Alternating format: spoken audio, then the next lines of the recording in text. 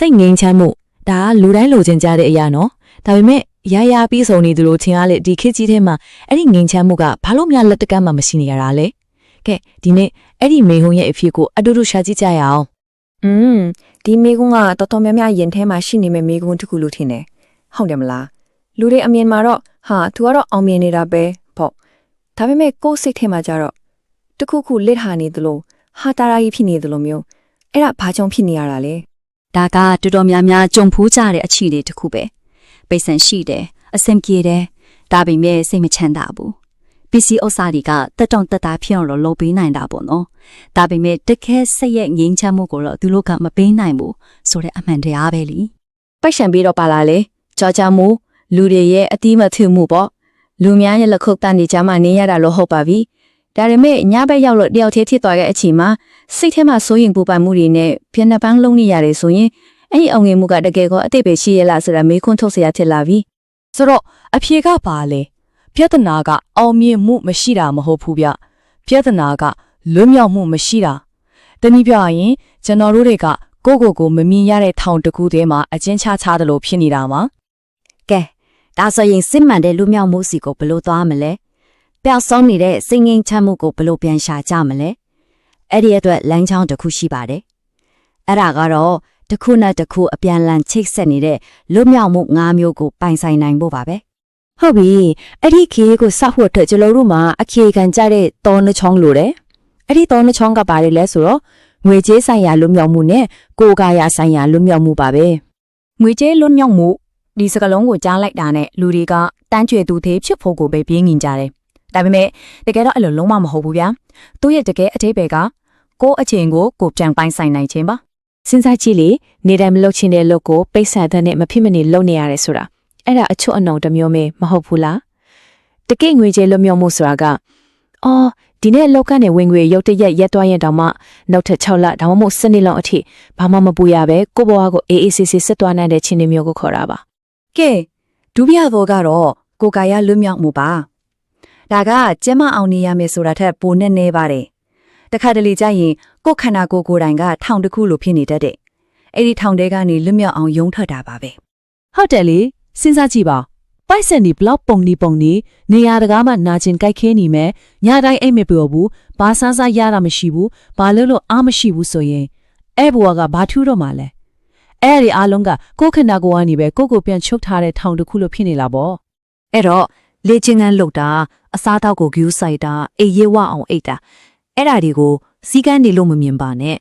အဲ့ဒါတွေကကိုယ့်ရဲ့လွတ်လပ်မှုအတွက်ပြုလုပ်နေတဲ့အကောင်းဆုံးရင်းနှီးမြှုပ်နှံမှုတွေပါဟုတ်ပြီအခုနကပြောခဲ့တာတွေကမြင်မာတဲ့အချုပ်အနှောင်တွေပေါ့ကဲအခုကျွန်တော်တို့မျက်စိနဲ့မမြင်ရတဲ့ဒါပေမဲ့တကယ်တမ်းမှပို့ပြီးတော့ချီနှောင်ထားနိုင်တဲ့ထောင်တွေကြောင့်စစ်သွားကြည့်ကြအောင်အဲ့ဒါတွေကတော့စိတ်ပိုင်းဆိုင်ရာနဲ့အတွေ့အခေါ်ပိုင်းဆိုင်ရာလွတ်မြောက်မှုတွေပါပဲစိတ်ပိုင်းဆိုင်ရာလွတ်မြောက်မှုဆိုတာဘာကိုပြောတာလဲရှင်းလေးပါအတိတ်ကဖြစ်ပျက်တွေတန်ရာတန်ချက်တွေကကိုယ့်ရဲ့အနာဂတ်ကိုလာပြီးတော့လွှမ်းမိုးချုပ်ကင်ခွင့်မပေးတော့တာကိုဆိုလိုတာပါအတိတ်ကိုအတိတ်မှာပဲထားခင်နိုင်တာပေါ့လူတယောက်ကိုတကယ်ချီထားတာကတန်ကြိုးတွေထက်ပိုးခိုင်မာတဲ့မမြင်ရတဲ့တန်ကြိုးတွေရှိတယ်အဲ့ဒါတွေကအတိတ်ကမြင်မရတဲ့တန်ရတယ်အမြဲတမ်းစိုးရင်ပူပန်နေရတာတွေပြီးတော့ငငယ်လေးကလည်းစိတ်แท้ဆွဲနေတဲ့ငါကတော့ချစ်ခင်ခံရဖို့မထိုက်တန်ပါဘူးဆိုတဲ့အစွဲလမ်းမျိုးတွေပေါ့ဒါတွေကအခိုင်မာဆုံးထောင်ပဲနောက်တစ်ဆင့်ကတော့အတွေးခေါ်ပိုင်းဆိုင်ရာလွတ်မြောက်မှုဒါကကြတော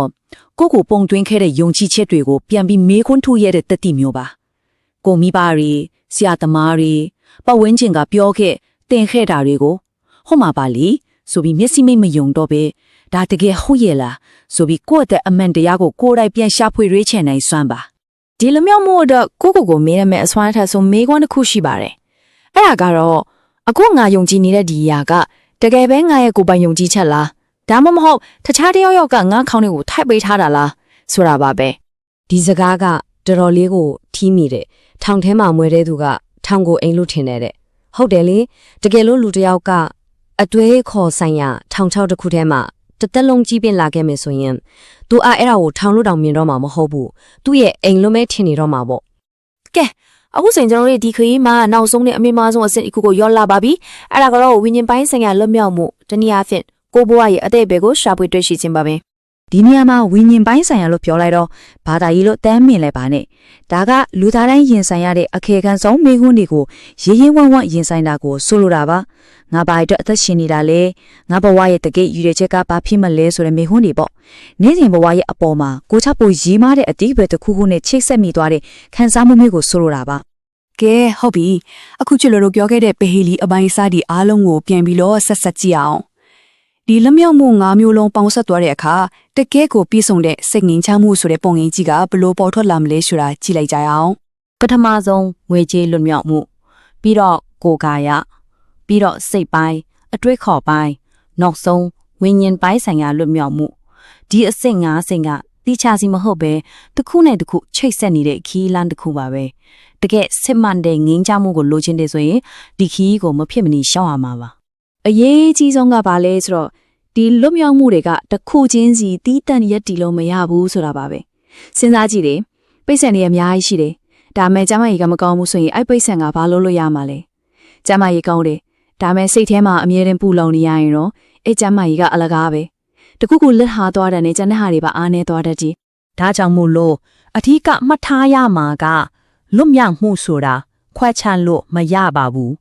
ဒီ၅မျိုးလုံးအတူတကွပေါင်းစပ်မိသွားမှသာလျှင်တကယ်ကိုပြည့်စုံတဲ့စိတ်ငြိမ်းချမ်းမှုကိုရရှိနိုင်မှာဖြစ်ပါတယ်။ကဲဒီအစုံမိန်းလေးနဲ့ပဲအဆုံးသတ်လိုက်ကြပါမယ်။ဘဝရဲ့အခက်အခဲဆုံးအရာကသေခြင်းတရားမဟုတ်ဘူး။အတိတ်ပဲမရှိပဲရှင်သန်နေရတာတဲ့။ဒီအကြောင်းအရာတွေကိုနားထောင်ပြီးတဲ့နောက်မှာကိုယ့်ကိုယ်ပြန်ဆန်းစစ်ကြည့်ဖို့အချိန်ရောက်ပါပြီ။ကိုယ့်ဘဝရဲ့ဘယ်နေရာမှာလွတ်မြောက်ကိုအလိုအဆုံးထူနေလဲ။အဲ့လွတ်မြောက်မှုခရီးကိုတော့ဘယ်အချိန်မှစတင်ကြမလဲ။